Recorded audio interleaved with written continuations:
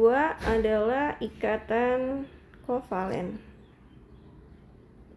Ikatan kovalen itu terjadi ketika apa? Terjadi ketika adanya pemakaian elektron secara bersamaan. Ya, atau bahasa kerennya sharing elektron. Nah, kalau tadi istilahnya ikatan ion itu si kaya dan kurang mampu, kalau ikatan kovalen ini istilahnya paket hemat ya. Jadi dia sumbang nanti dipakai bareng-bareng untuk kepentingan bersama gitu, paket hemat. Nah, ikatan kovalen ini terjadi antara apa sama apa? Antara non logam ketemu dengan non logam ya. Non logam itu golongan 4 sampai dengan 7A. Ya, ini juga 4 sampai dengan 7A. Golongan 1A ada nih yang non logam, itu contohnya pengecualian buat hidrogen. Nah, hidrogen itu dia masuknya ke non logam ya. Jadi walaupun hidrogen itu ada di golongan 1A, tapi sifat-sifat hidrogen itu lebih cenderung atau lebih mirip kepada golongan non logam gitu. Nah, selanjutnya gimana nih pemakaiannya? Jadi di sini dia tadi paket hemat. Biar apa? Syaratnya adalah syarat terjadi ikatan ya, itu adalah sokongan sokongan elektron biar jumlah elektronnya 8 gitu ya. Sampel misalkan pada H2O ya, H itu nomor atomnya 1, dikonfigurasiin 1, O itu nomor atomnya 8, berarti 26. Berarti H ini akan menerima 1 elektron ya. O ini dia akan menerima 2 elektron. Nah, ini kita kita tuker ya. Jadi ditukar ya. Jadi H-nya sama ini, O-nya sama 1. Jadi akhirnya H2O. Nah, gimana ini kalau kita gambar? Ya, di sini pertama, nah, kalau di ikatan kovalen ada istilah yang namanya atom pusat. Apa syarat menjadi atom pusat? Syarat yang menjadi atom pusat 1. Jumlah sedikit, jumlahnya paling sedikit. Yang kedua, jumlah elektron valensinya paling banyak. Paling banyak. Ya, berarti kalau H2O, H itu jumlahnya 2, O itu jumlahnya 1. Jadi udah pasti yang jadi atom pusat adalah yang O. Dan dia memenuhi syarat kedua. Syarat kedua elektron valensi O itu tuh ada 6. H itu cuma 1 ya. Yang namanya pusat itu dia center, dia pasti di tengah. Jadi cara gambarnya kita buat dulu O, kita buat ada H-nya, H dan H. Ya, pertama caranya kita lihat dulu. Jadi atom pusat itu fungsinya adalah untuk penyedia elektron. Ya, jadi dia memenuhi kebutuhan atau kekurangan elektron dari atom temennya. Ya, di sini H itu dia butuh 1. Jadi kita siapin dulu nih. Kita kasih nih 1. Ya, ketemuin sama yang H. Yang H-nya kita buat warna merah aja ya. Ini H-nya. Dia punya 1 elektron. Terus kita balikin lagi. Jadi sisanya tadi kan O itu dia total elektronnya ada 6. Kita baru gambar 2. Berarti dia ini udah kebagi menjadi kanan dan kiri gitu. Berarti yang kurang adalah yang masih kosong di atas dan bawah. 6 dikurang 2 berarti ada 4. Berarti 4 ini ada 2 pasang. Ya. Nanti harusnya H2O ini dia gambarnya kayak gini. Tapi karena dia elektron itu dia saling tolak menolak, jadi akhirnya dia itu jadi bengkok. Nanti kita bahas ya di bentuk molekul. Nah, jadi dia bentuknya bentuk V. Nah, jadi kayak gini. Ini H. Ini H. Atau bisa juga kalau kita buat dia gini. Nah, gitu. Ya, ini untuk ikatan kovalen. Sampel lagi ikatan kovalen yang agak lebih ribet dikit ya. Misalkan NH3. ya.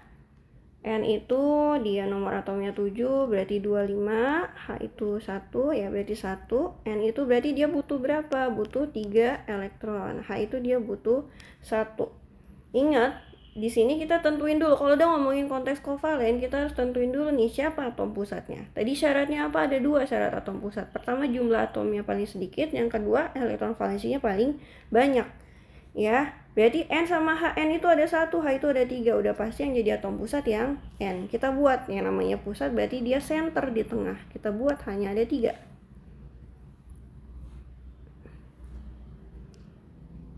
Nah, dia kebagi jadi 4 penjuru ya.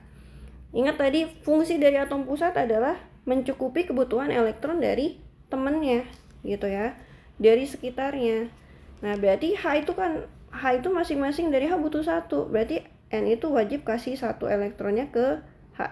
Caranya ngasih itu berarti dia dikasih, dideketin ya. Jadi dia biar samping-sampingan kayak gini. Gitu. Nah, terus langsung aja ya. Elektron N itu ada 5. Udah dipakai 3. Berarti sisanya tinggal 2. Udah pasti di bagian atas. Terakhir kita tinggal gambar elektronnya H. Ya, H itu cuma punya 1 elektron, berarti ketemuin.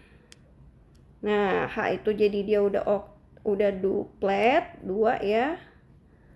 N itu oktet. Gitu.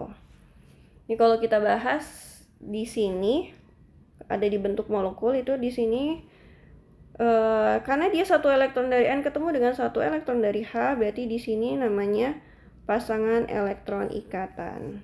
Ya. Kenapa? Karena dia ada 1 elektron dari N dan 1 elektron dari H untuk membentuk mencapai kestabilan 8. Nah, berarti di sini berapa jumlah PI? PI itu elektron ikatan. Pasangan elektron ikatan. Nah, jumlah PI-nya berapa di sini? Jumlah PI-nya ada 1, 2, 3. Berarti PI-nya ada 3. PEB. Nah, PEB itu yang elektron bebas. Bebas itu berarti dia nggak terikat. Bebas itu berarti pure, dia murni punyanya atom pusat ya, si N. Berarti PEB-nya 1. Ini kalau kita buat dalam bentuk molekul, berarti A itu adalah si atom pusat, AXE ya. A ini adalah atom pusat, ini adalah PEI, yang ini adalah PEB. Ya, berarti berapa nih? A, X, PI-nya 3, E-nya 1. Ya, ini kalau dinamain namanya bisa tetrahedral, bisa juga segitiga piramida. Ya, nanti kita bahas di bentuk molekul. Nah, contoh lagi yang lebih kompleks, kita mau pakai misalkan HNO3. Ya. Ada H itu 1, N itu 7 ya, ini 1, ini 2, 5. Terus O itu 6, O itu 8, maaf, berarti 26. Berarti dia N butuh 3, O itu dia butuh 2, H itu dia butuh 1. Nah, kita harus tentuin dulu nih siapa atom pusatnya. Tadi apa syarat jadi atom pusat? Syarat jadi atom pusat adalah yang jumlah atomnya paling sedikit dan jumlah elektron valensinya paling banyak. Gitu. Nah, di sini yang jumlah atomnya paling sedikit apa? Ada H dan N. Nah, tapi kita lanjut ke syarat kedua. Elektron valensinya harus lebih banyak karena pusat itu dia fungsinya buat menyediakan elektron. Berarti atom pusatnya siapa? N. Namanya di pusat, pasti dia di tengah. Kita buat N. Ya, terus ada O-nya 3. Nah, H-nya gimana nih? H itu biasanya dia follower ya. H itu jarang ada H yang terikat langsung sama atom pusat kalau dia ada 3 atom.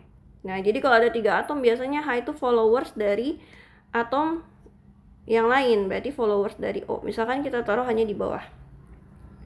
Oke, sekarang kita buat nih. Pertama, atom pusat itu fungsinya buat apa? Buat nyediain elektron ya. Berarti O itu kan dia masing-masing dia butuh 2. Butuh 2 ya, berarti kasih nih 2.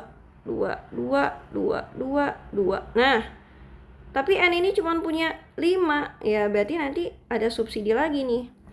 Ya, N udah clear. Terus selanjutnya O ya. O itu dia butuh berapa? Butuh 2 ya.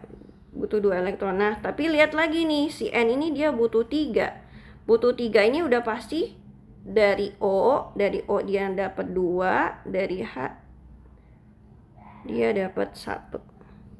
Ya, dari O dia dapat 2.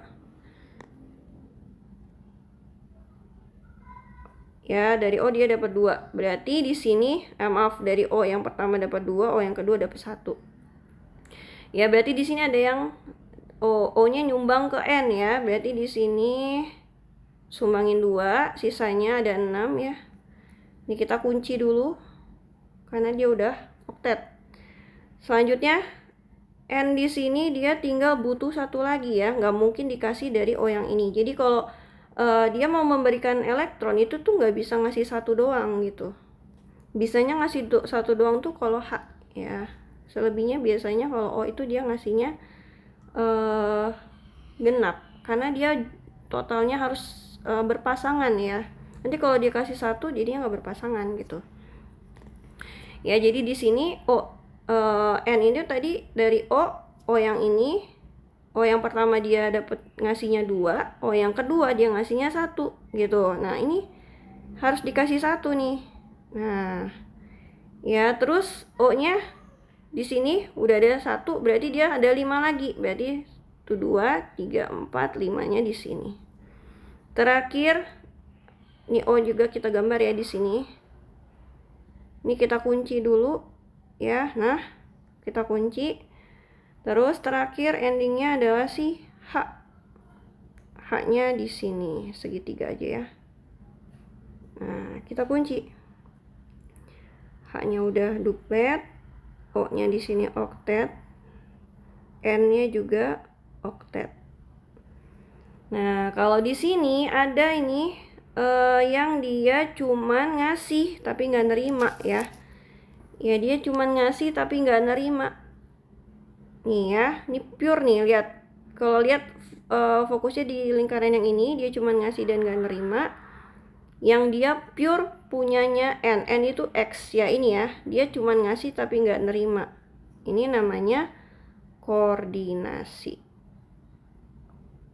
Ya, jadi dia cuma ngasih tapi gak nerima. Ya, N ini nih pure ngasih 2 elektron ke O yang sebelah kiri, tapi dia gak nerima elektron dari O yang sebelah kiri. Gitu.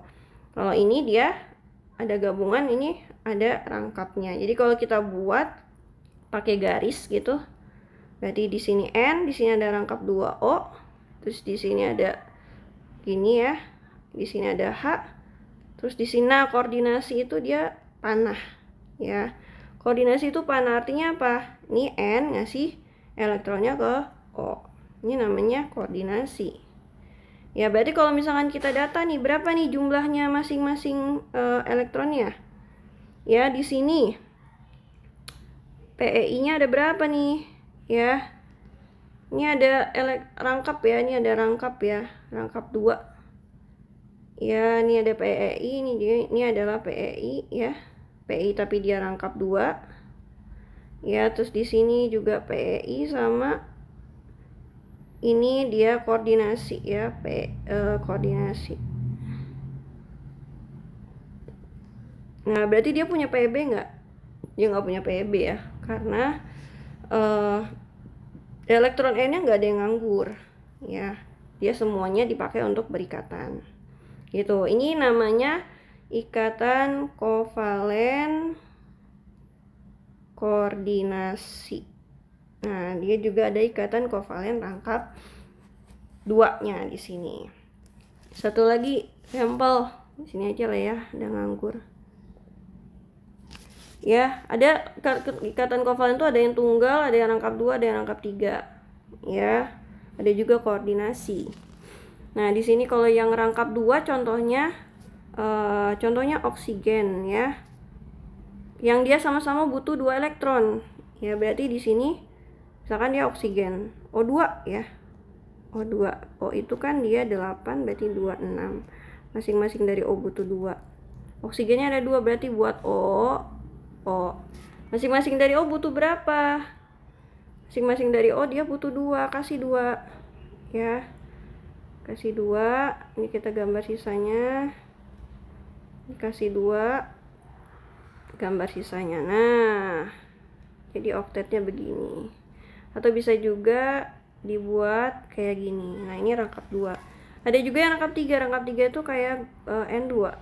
Ya 7, N itu 2, 5. Berarti N min 3. Kita buat ya, berarti ada N-nya ada 2, masing-masing dia kasih 3. Nah, sisanya di sini 2, sisanya di sini 2. Nah, di sini dia oktetnya. Atau bisa juga kita gantiin jadi N rangkap 3N. Oke, sekian buat ikatan ion dan kovalen. Assalamualaikum warahmatullahi wabarakatuh.